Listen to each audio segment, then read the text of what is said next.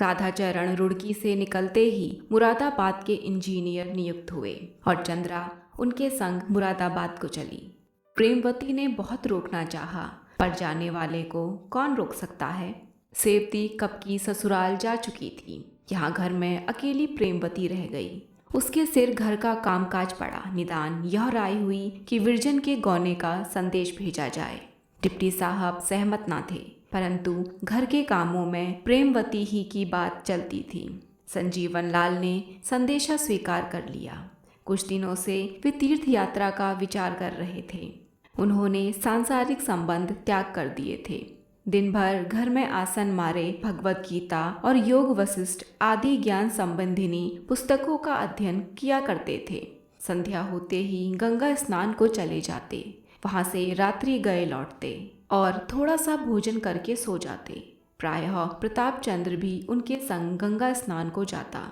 यद्यपि उनकी आयु 16 वर्ष की भी न थी, पर कुछ तो निज स्वभाव, कुछ पैतृक संस्कार और कुछ संगति के प्रभाव से उसे अभी से वैज्ञानिक विषयों पर मनन और विचार करने में बड़ा आनंद प्राप्त होता था।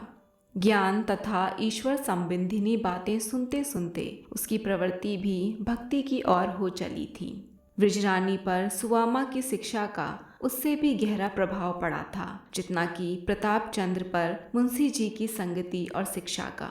उसका 15वां वर्ष था। इस आयु में नई उमंगें तरंगित होती हैं और चितवन में सरलता चंचलता की तरह मनोहर रसीलापन बरसने लगता है। परंतु ब्रजरानी अभी वही भोली भाली बालिका थी।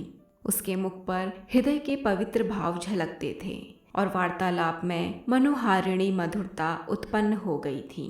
प्रातःकाल उठती और सर्वप्रथम मुंशी जी का कमरा साफ करके उनके पूजा पाठ की सामग्री यथोचित रीति से रख देती। फिर रसोई के धंधों में लग जाती। दोपहर का समय उसके लिखने पढ़ने का था। सुवामा पर उसका जितना प्रेम और जितनी श्रद्धा थी, उतनी अपनी माता पर भी न रही होगी। उसकी इच्छा विरजन के लिए आज्ञा से कम न थी। सुवामा की तो सम्मति थी कि अभी विदाई न की जाए, पर मुंशी जी के हट से विदाई की तैयारियां होने लगी। जो जो वह विपत्ति की घड़ी निकट आती, विरजन की व्याकुलता बढ़ती जाती थी। रात दिन रोया करती, कभी पिता के चरणों में पड़ती और कभी सुवामा के पदों में लिपट जाती। पर विवाहिता कन्या पराये घर की हो जाती है, उस पर किसी का क्या अधिकार। प्रताप चंद्र और विरजन कितने ही दिनों तक भाई बहन की भांति एक साथ रहे, पर अब विरजन की आंखें उसे देखते ही नीचे झुक जाती थी। प्रताप की भी यही दशा थी। घर में बहुत कम आता था। आवश्यकतावश आया तो इस प्रकार दृष्टि नीचे किए हुए और सिमटे हुए मानो दुल्हन है। उसकी दृष्टि में वह प्रेम रहस्य छिपा हुआ था, जिसे वह किसी मनुष्य, यहाँ तक कि विरजन पर भी प्रकट नहीं करना चाहता था। एक दिन संध्या का समय था। विदाई को केवल 3 दिन रह गए थे। प्रताप किसी काम से भीतर गया और अपने घर में लैंप जलाने लगा कि विरजन आई। उसका आंचल आंसुओं से भीगा हुआ था। उसने आज 2 वर्ष के अनंतर प्रताप की ओर सजल नेत्र से देखा और कहा, लल्लू, मुझसे कैसे सहा जाएगा। प्रताप के नेत्रों में आंसू न आए, उसका स्वर भारी न हुआ। उसने सुदृढ़ भाव से कहा, ईश्वर तुम्हें धैर्य धारण करने की शक्ति देंगे। विरजन का सिर झुक गया, आंखें पृथ्वी में गड़ गई और एक सिसकी ने हृदय वेदना की वह अगाध कथा वर्णन की, जिसका होना वाणी द्वारा असंभव था। विदाई का दिन लड़कियों के लिए कितना शोकमय होता है। बचपन की सब सखियों, सहेलियों, माता पिता, भाई बंधु से नाता टूट जाता है। यह विचार कि मैं फिर भी इस घर में आ सकूंगी, उसे तनिक भी संतोष नहीं देता, क्योंकि अब वह आएगी तो अतिथि भाव से आएगी। उन लोगों से विलग होना जिनके साथ जीवनोद्यान में खेलना और स्वातंत्र्य वाटिका में भ्रमण करना उपलब्ध हुआ हो, उसके हृदय को विदीर्ण कर देता था। आज से उसके सिर पर ऐसा भार पड़ता है जो आमरण उठाना पड़ेगा। विरजन का श्रृंगार किया जा रहा था। नाइन उसके हाथों व पैरों में मेहंदी रचा रही थी। कोई उसके बाल गूंद रही थी, कोई जूड़े में सुगंध बसा रही थी। पर जिसके लिए ये तैयारियां हो रही थी, वह भूमि पर मोती के दाने बिखेर रही थी। इतने में बाहर से संदेशा आया कि मुहूर्त टला जाता है, जल्दी करो। सुआमा पास खड़ी थी। विरजन उसके गले लिपट गई और अश्रु प्रवाह का आतंक, जो अब तक दबी हुई अग्नि की नाई सुलग रहा था, अकस्मात ऐसा भड़क उठा मानो किसी ने आग में तेल डाल दिया हो। थोड़ी देर में पालकी द्वार पर आई। विरजन पड़ोस की स्त्रियों से गले मिली, सुआमा के चरण छुए। तब 2-3 स्त्रियों ने उसे पालकी के भीतर बिठा दिया। उधर पालकी उठी, इधर सुआमा मूर्छित हो भूमि पर गिर पड़ी, मानो उसके जीते ही कोई उसका प्राण निकाल कर लिए जाता था। घर सूना हो गया। सैकड़ों स्त्रियों का जमघट था, परंतु एक विरजन के बिना घर फाड़े खाता था। जैसे सिंदूर की लालिमा से मांग रच जाती है, वैसे ही विरजन के आने से प्रेमवती के घर की रौनक बढ़ गई। सुआमा ने उसे ऐसे गुण सिखाए थे कि जिसने उसे देखा मोह गया। यहाँ तक कि सेवती की सहेली रानी को भी प्रेमवती के सम्मुख स्वीकार करना पड़ा कि तुम्हारी छोटी बहू ने हम सबों का रंग फीका कर दिया। सेवती उससे दिन दिन भर बातें करती और उसका जीना उठता। उसे अपने गाने पर अभिमान था, पर इस क्षेत्र में भी विरजन बाजी ले गई। अब कमलाचरण के मित्रों ने आग्रह करना शुरू किया कि भाई, नई दुल्हन घर में लाए हो, कुछ मित्रों की भी फिक्र करो, सुनते हैं परम सुंदरी पाए हो। कमलाचरण को रुपए तो ससुराल से मिले ही थे। जेब खनखना कर बोले, अजी दावत लो, शराब उड़ाओ। हाँ, बहुत शोरगुल ना मचाना, नहीं तो कहीं भीतर होगी तो समझेगी ये गुंडे हैं। जब से वह घर में आई है मेरे तो होश उड़े हुए हैं। अंग्रेजी, फारसी, संस्कृत, अल्लम गल्लम सभी घोटे बैठी है। डरता हूँ कहीं अंग्रेजी में कुछ पूछ बैठी या फारसी में बातें करने लगी। मुंह ताकने के सिवाय और क्या करूँगा, इसीलिए अभी जी बचाता फिरता हूँ। यों तो कमलाचरण के मित्रों की संख्या अपरिमित थी। नगर के जितने कबूतरबाज, कनकौवेबाज गुंडे थे, सब उनके मित्र थे, परंतु सच्चे मित्रों में केवल 5 महाशय थे और सभी के सभी छिछोरे थे। इनमें सबसे अधिक शिक्षित मियाँ मजीद थे। ये कचहरी में अराइजन वीसी किया करते थे। जो कुछ मिलता वह सब शराब की भेंट करते। दूसरा नंबर हमीद खां का था। इन महाशय ने बहुत पैतृक संपत्ति पाई थी, परंतु 3 वर्ष में सब कुछ विलास में लुटा दी। अब यह ढंग था कि शाम को सज धज कर गलियों में धूल फाकते फिरते थे। तीसरे हजरत सैयद हुसैन थे, पक्के जुआरी, नाल के परम भक्त, सैकड़ों के दाव लगाने वाले। स्त्री के गहनों पर हाथ मांझना तो नित्य का इनका काम था। शेष 2 महाशय राम सेवक लाल और चंदू लाल कचहरी में नौकर थे। वेतन कम पर ऊपरी आमदनी बहुत थी। आधी सुरापान की भेंट करते, आधी भोग विलास में उड़ाते। घर में लोग भूखे मरे या भिक्षा मांगे, इन्हें केवल अपने सुख से काम था। सलाह तो हो चुकी थी। 8 बजे जब डिप्टी साहब लेटे तो ये 5 जन एकत्र हुए और शराब के दौड़ चलने लगे। 5 पीने में अभ्यस्त थे। जब नशे का रंग जमा, बहक बहक कर बातें करने लगे। मजीद, क्यों भाई कमलाचरण, सच कहना, स्त्री को देखकर जी खुश हो गया कि नहीं? कमला, अब आप बहकने लगे। राम सेवक, बतला क्यों नहीं देते? इसमें झेपने की कौन सी बात है? कमला, बतला के अपना सिर दूं? कभी सामने जाने का संयोग भी तो हुआ हो। कल किवाड़ की दरार से एक बार देख लिया था, अभी तक चित्र आंखों पर फिर रहा है। चंदूलाल, मित्र, तुम बड़े भाग्यवान हो।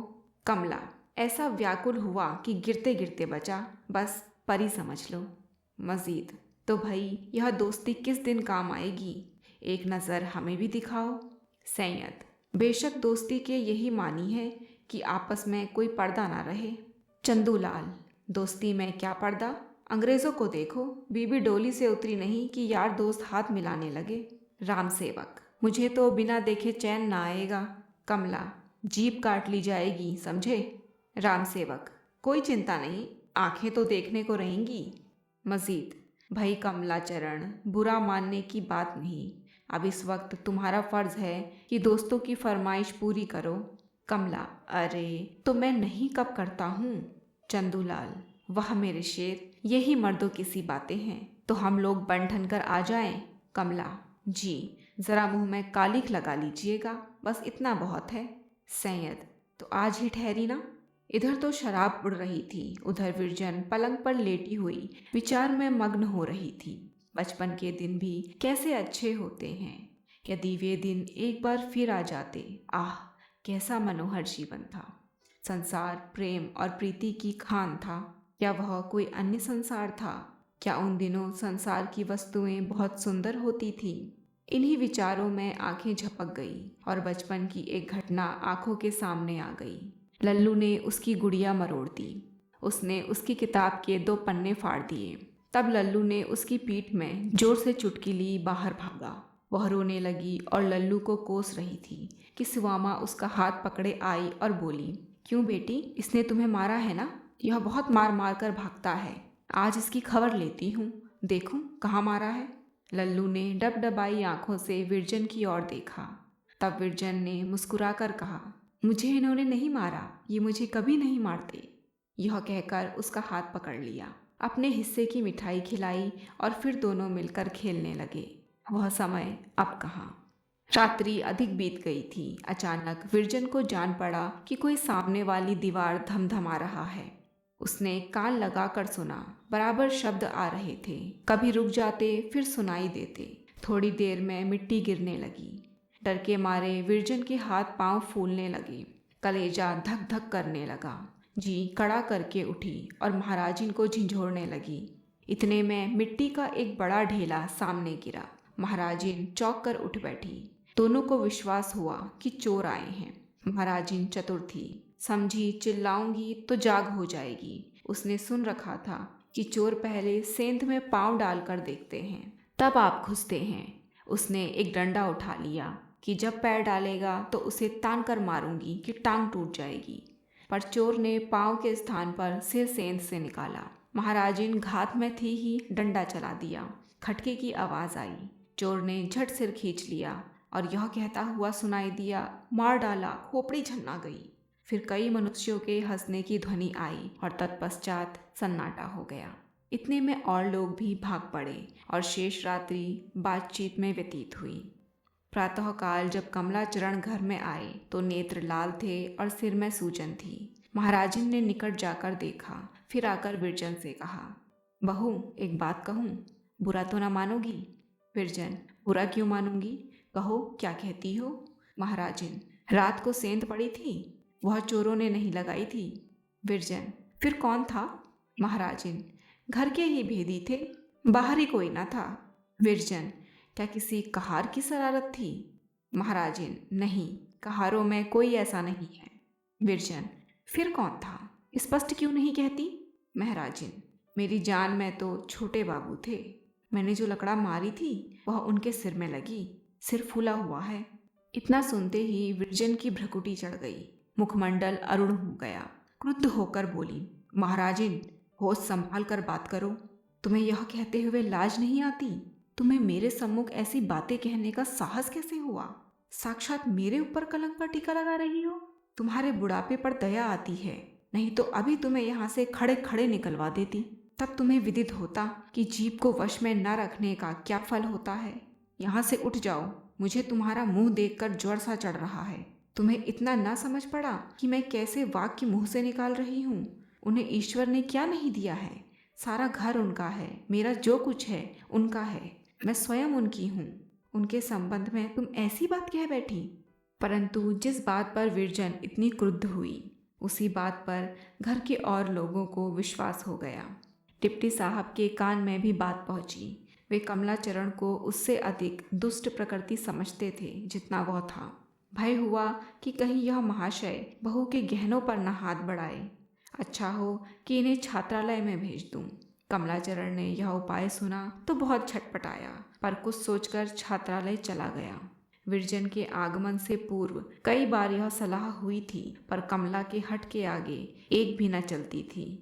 यह स्त्री की दृष्टि में गिर जाने का भय था जो अब की बार उसे छात्रालय ले गया। पहला दिन तो कमलाचरण ने किसी प्रकार छात्रालय में काटा। प्रातः से सायंकाल तक सोया रहा। दूसरे दिन ध्यान आया कि आज नवाब साहब और तीखे मिर्जा के बटेरों में बड़ाऊ जोड़ है।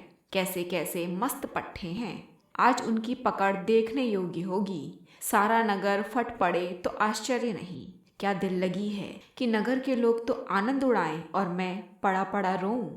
यह सोचते सोचते उठा और बात की बात में अखाड़े में था। यहाँ आज बड़ी भीड़ थी। एक मेला सा लगा हुआ था।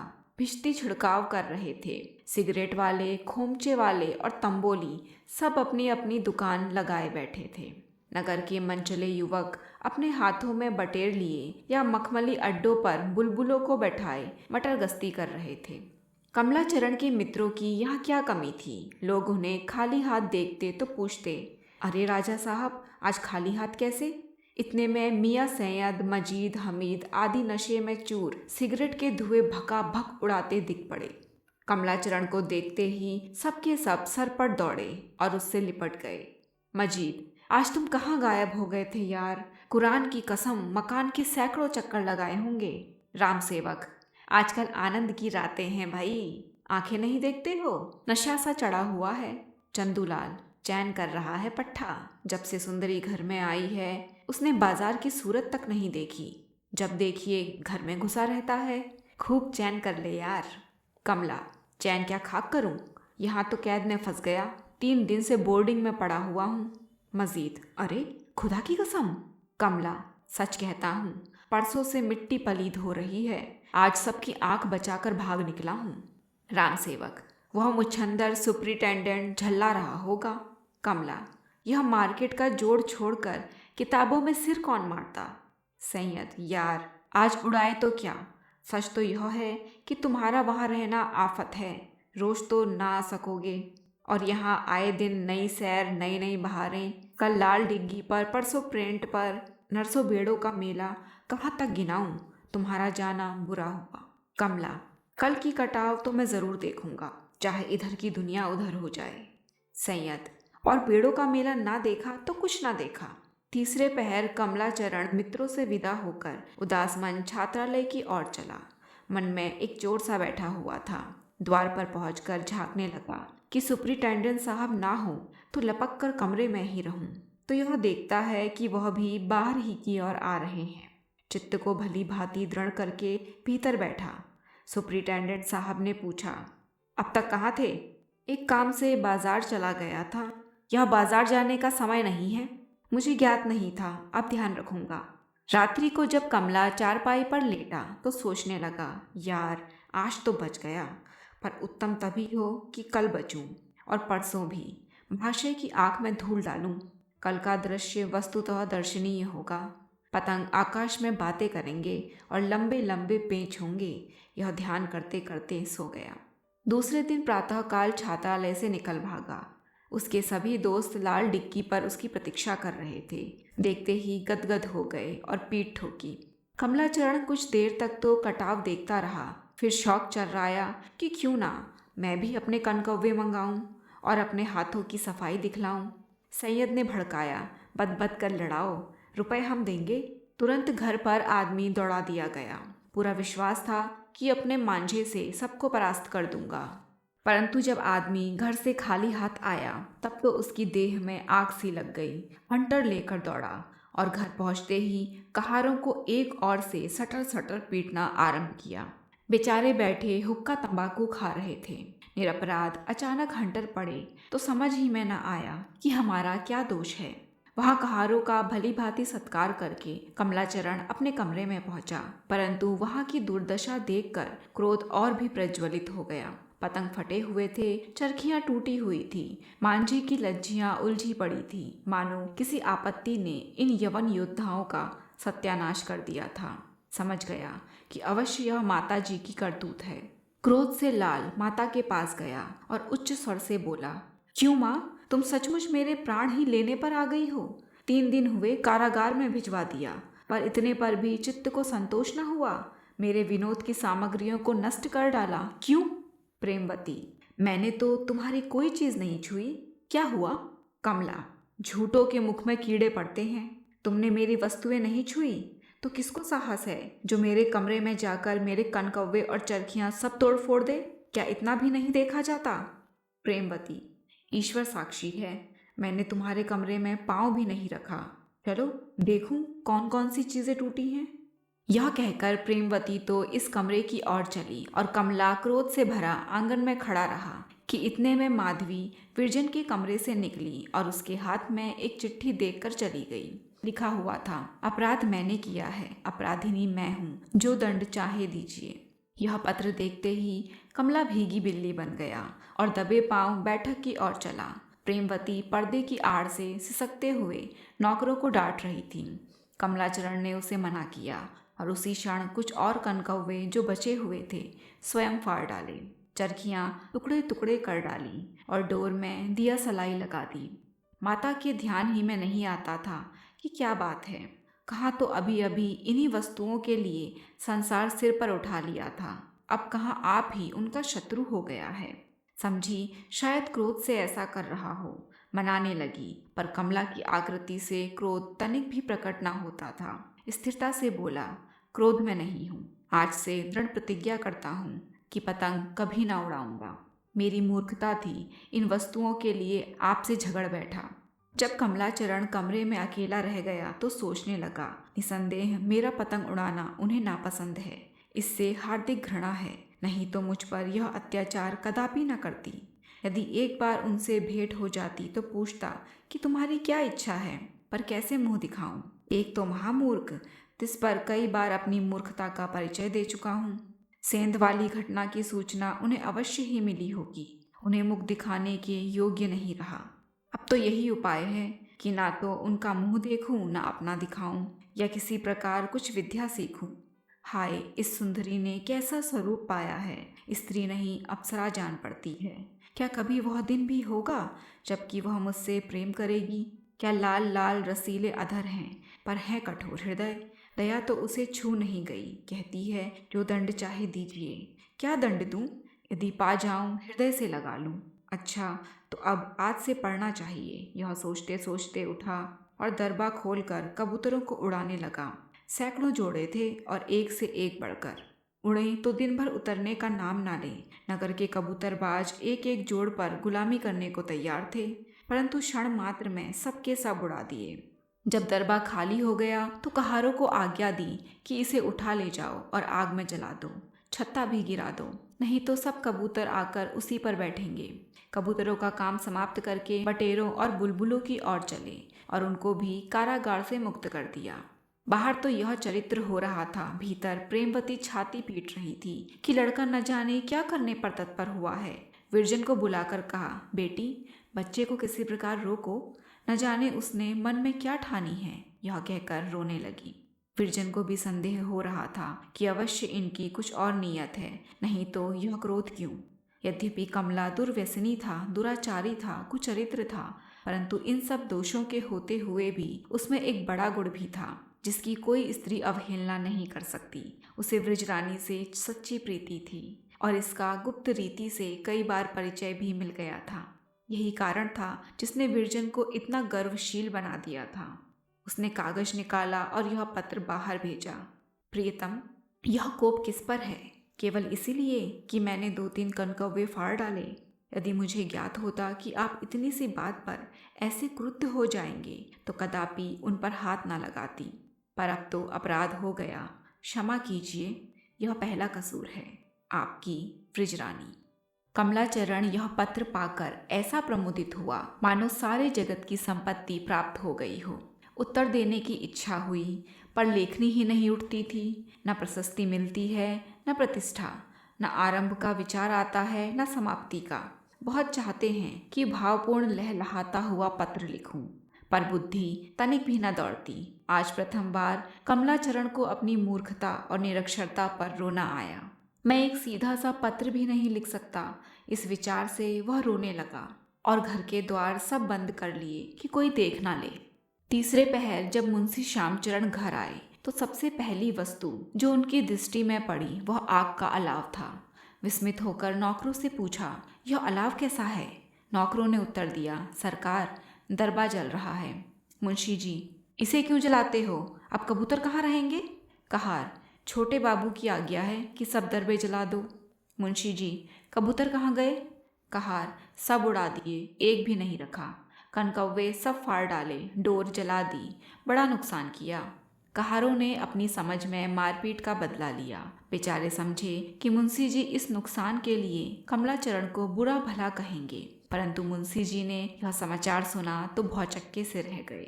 उन्हीं जानवरों पर कमलाचरण प्राण देता था, आज अकस्मात क्या काया पलट हो गई। अवश्य कुछ भेद है, कहार से कहा। बच्चे को भेज दो। 1 मिनट में कहार ने आकर कहा, हजूर, दरवाजा भीतर से बंद है। बहुत खटखटाया, बोलते ही नहीं।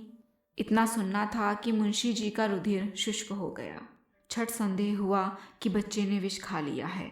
आज एक जहर खिलाने के मुकदमे का फैसला किया था। नंगे पांव दौड़े और बंद कमरे के किवाड़ पर बलपूर्वक लात मारी और कहा, बच्चा बच्चा। यह कहते कहते गला रुंध गया। कमला पिता की वाणी पहचान कर झट उठा और अपने आंसू पोंछकर किवाड़ खोल दिया। परंतु उसे कितना आश्चर्य हुआ जब मुंशी जी ने धिक्कार फटकार के बदले उसे हृदय से लगा लिया और व्याकुल होकर पूछा, बच्चा, तुम्हें मेरे सिर की कसम बता दूं, तुमने कुछ खा तो नहीं लिया? कमलाचरण ने इस प्रश्न का अर्थ समझने के लिए मुंशी जी की ओर आंखें उठाई तो उनमें जल भरा था। मुंशी जी को पूरा विश्वास हो गया कि अवश्य विपत्ति का सामना हुआ। एक कहार से कहा, डॉक्टर साहब को बुला लाओ। कहना, अभी चलिए। अब जाकर दुर्बुद्धि कमला ने पिता की इस घबराहट का अर्थ समझा। दौड़कर उनसे लिपट गया और बोला, आपको भ्रम हुआ है, आपके सिर की कसम, मैं बहुत अच्छी तरह हूँ। परंतु डिप्टी साहब की बुद्धि स्थिर न थी। यह मुझे रोककर विलंब करना चाहता है। विनती भाव से बोले, बच्चा, ईश्वर के लिए मुझे छोड़ दो, मैं संदूक से एक औषधि ले आऊं। मैं क्या जानता था कि तुम इस नीयत से छात्रालय में जा रहे हो। कमला, ईश्वर साक्षी से कहता हूँ, मैं बिल्कुल अच्छा हूँ। मैं ऐसा लज्जावान होता तो इतना मूर्ख क्यों बना रहता। आप व्यर्थ ही डॉक्टर साहब को बुला रहे हैं। मुंशी जी, तो किवाड़ को बंद कर क्या करते थे? कमला, भीतर से एक पत्र आया था, उत्तर लिख रहा था। मुंशी जी, और यह कबूतर वगैरह क्यों उड़ा दिए? कमला, इसीलिए कि निश्चिंता पूर्वक पढ़ूं। इन्हीं बखेड़ों में समय नष्ट होता था, आज मैंने इनका अंत कर दिया। अब आप देखेंगे कि मैं पढ़ने में कैसा जी लगाता हूँ। अब जाके डिप्टी साहब की बुद्धि ठिकाने आई। भीतर आकर प्रेमवती से समाचार पूछा तो उसने सारी रामायण कह सुनाई। उन्होंने जब सुना कि विरजन ने क्रोध में आकर कमला के कनकव्वे फाड़ डाले और चरखियां तोड़ डाली तो हंस पड़े और कमला के विनोद के सर्वनाश का भेद समझ में आ गया। बोले, जान पड़ता है कि बहू इन लाला जी को सीधा करके छोड़ेगी। ब्रजरानी की विदाई के पश्चात सुआमा का घर ऐसा सूना हो गया मानो पिंजरे से सुआ उड़ गया हो। वह इस घर का दीपक और शरीर की प्राण थी। घर वही है, पर चारों ओर उदासी छाई हुई है। रहने वाले वे ही हैं, पर सबके मुख मलिन और नेत्र ज्योतिहीन हो गए हैं। वाटिका वही है, पर ऋतु पतझड़ की है। विदाई के 1 मास पश्चात मुंशी संजीवन लाल भी तीर्थ यात्रा करने चले गए। धन संपत्ति सब प्रताप को समर्पित कर दी। अपने संग मृगछाल, भगवद गीता और कुछ पुस्तकों के अतिरिक्त कुछ न ले गए। प्रताप चंद्र की प्रेम कांक्षा बड़ी प्रबल थी, पर इसके साथ ही उसे दमन की असीम शक्ति भी प्राप्त थी। घर की एक एक वस्तु उसे विरजन का स्मरण कराती रहती थी।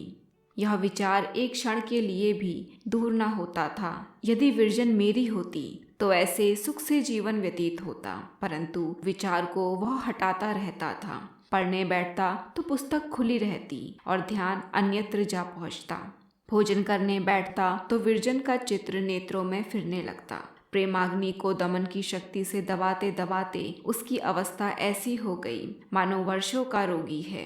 प्रेमियों को अपनी अभिलाषा पूरी होने की आशा हो या ना हो, परंतु वे मन ही मन अपनी प्रेमिकाओं से मिलने का आनंद उठाते रहते हैं।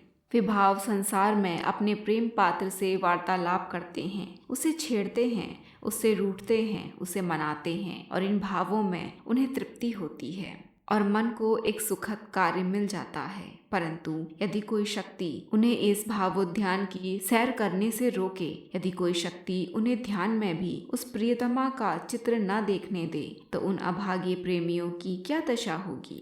प्रताप इन्हीं अभागों में से था। इसमें संदेह नहीं कि यदि वह चाहता तो सुखद भावों का आनंद भोग सकता था। भाव संसार का भ्रमण अतीव सुखमय होता है, पर कठिनता तो यह थी कि वह विरजन का ध्यान भी कुत्सित भावनाओं से पवित्र रखना चाहता था।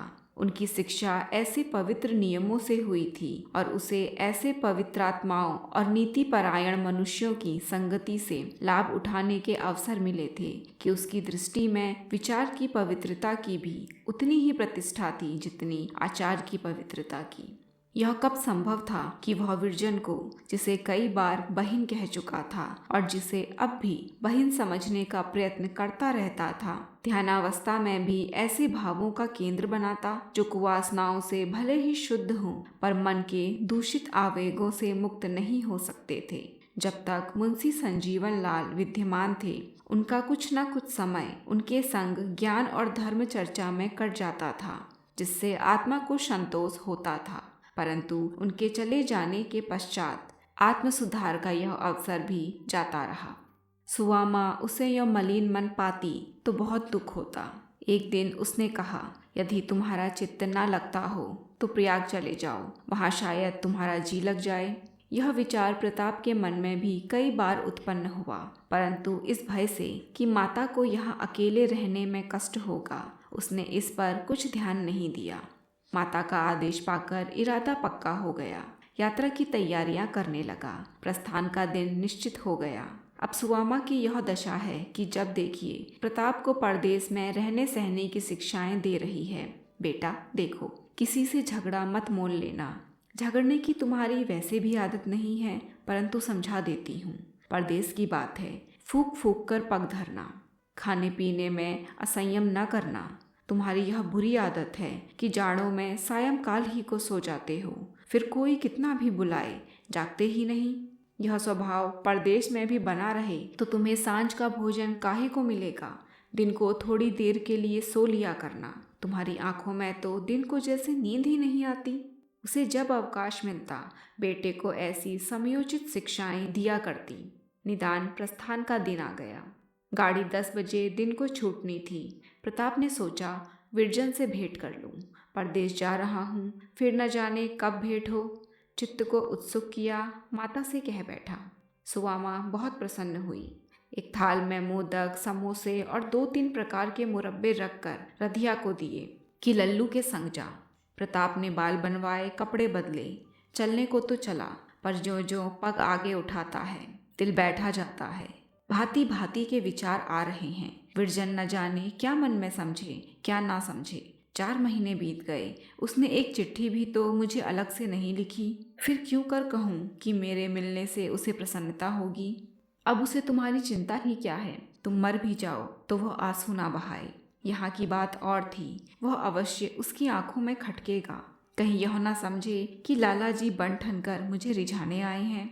इसी सोच विचार में बढ़ता चला जाता था, यहाँ तक कि श्यामचरण का मकान दिखाई देने लगा। कमला मैदान में टहल रहा था। उसे देखते ही प्रताप की वह दशा हो गई जो किसी चोर की दशा सिपाही को देखकर होती है। झट एक घर की आड़ में छिप गया और रधिया से बोला, तू जा, ये वस्तुएं दे आ, मैं कुछ काम से बाजार जा रहा हूँ, लौटता हुआ जाऊंगा। यह कहकर बाजार की ओर चला, परंतु केवल 10 ही डग चला होगा कि फिर मेहरी को बुलाया और बोला, मुझे शायद देर हो जाए, इसलिए न आ सकूंगा। कुछ पूछे तो यह चिट्ठी दे देना, कहकर जेब से पेंसिल निकाली और कुछ पंक्तियां लिखकर दे दी, जिससे उसकी हृदय की दशा का भली भांति परिचय मिलता है। मैं आज प्रयाग जा रहा हूँ, अब वहीं पढ़ूंगा। जल्दी के कारण तुमसे नहीं मिल सका। जीवित रहूंगा तो फिर आऊंगा। कभी कभी अपने कुशल क्षेम की सूचना देती रहना। तुम्हारा प्रताप। प्रताप तो यह पत्र देकर चलता हुआ रधिया धीरे धीरे विरजन के घर पहुंची। वह इसे देखते ही दौड़ी और कुशल क्षेम पूछने लगी। लाला की कोई चिट्ठी आई थी? रधिया, जब से गए चिट्ठी पत्री कुछ भी नहीं आई। विरजन, चाची तो सुख से है? रधिया, लल्लू बाबू प्रयागराज जाते हैं और तनिक उदास रहते हैं। विरजन, लल्लू प्रयाग जा रहे हैं? रधिया, हाँ, हम सब बहुत समझाया कि परदेश माँ कहाँ जे हो, मुदा कोई की सुनत है। विरजन, कब जाएंगे? रधिया, आज 10 बजे की टेम से जबिया है। तुमसे भेंट करन आवत रहन, टवन दुआरी पर आइन के लवट गएन। विरजन, यहाँ तक आकर लौट गए? द्वार पर कोई था कि नहीं? रधिया, द्वार पर कहाँ आए, सड़क पर से चले गए। विरजन, कुछ कहा नहीं? क्यों लौटा जाता हूँ? रधिया, कुछ कहा नहीं, इतना बोले कि हमार ट्रेन छूट ही जे है तोन हम जाइत है। ब्रिज रानी ने घड़ी पर दृष्टि डाली। 8 बजने वाले थे। प्रेमवती के पास जाकर बोली, माता, लल्लू आज प्रयाग जा रहे हैं, यदि आप कहें तो उनसे मिलती आऊं। फिर न जाने कब मिलना हो कब ना हो। मेहरी कहती है कि बस मुझसे मिलने आते थे पर सड़क के उसी पार से लौट गए। प्रेमवती अभी न बाल गुंदवाए, न मांग भरवाई, न कपड़े बदले, बस जाने को तैयार हो गई। विरजन, मेरी अम्मा, आज जाने दीजिए, बाल गुंदवाने बैठूंगी तो 10 यहीं बज जाएंगे। प्रेमवती, अच्छा तो जाओ, पर संध्या तक लौट आना। गाड़ी तैयार करवा लो, मेरी ओर से सुवामा को पालगन कह देना। विरजन ने कपड़े बदले, माधवी को बाहर दौड़ाया कि गाड़ी तैयार करने के लिए कहो, और तब तक कुछ ध्यान न आया। रधिया से पूछा, कुछ चिट्ठी पत्री नहीं दी? रधिया ने पत्र निकाल कर दे दिया। विरजन ने उसे हर्ष से लिया, परंतु उसे पढ़ते ही उसका मुख कुम्हला गया। सोचने लगी कि वह द्वार तक आकर क्यों लौट गए, और पत्र भी लिखा तो ऐसा उखड़ा और अस्पष्ट। ऐसी कौन सी जल्दी थी? क्या गाड़ी के नौकर थे? दिन भर में अधिक नहीं तो 5-6 गाड़ियां जाती होंगी। क्या मुझसे मिलने के लिए उन्हें 2 घंटे का विलंब भी असह्य हो गया? अवश्य इसमें कुछ न कुछ भेद है। मुझसे क्या अपराध हुआ? अचानक उसे उस समय का ध्यान आया जब वह अति व्याकुल हो प्रताप के पास गई थी और उसके मुख से निकला था, लल्लू, मुझसे कैसे सहा जाएगा। विरजन को अब से पहले कई बार ध्यान आ चुका कि मेरा उस समय उस दशा में जाना बहुत अनुचित था। तुरंत विश्वास हो गया कि मैं अवश्य लल्लू की दृष्टि से गिर गई। मेरा प्रेम और मन अब उनके चित्त में नहीं है। एक ठंडी सांस लेकर बैठ गई और माधवी से बोली, कोचवान से कह दो अब गाड़ी न तैयार करे, मैं न जाऊंगी।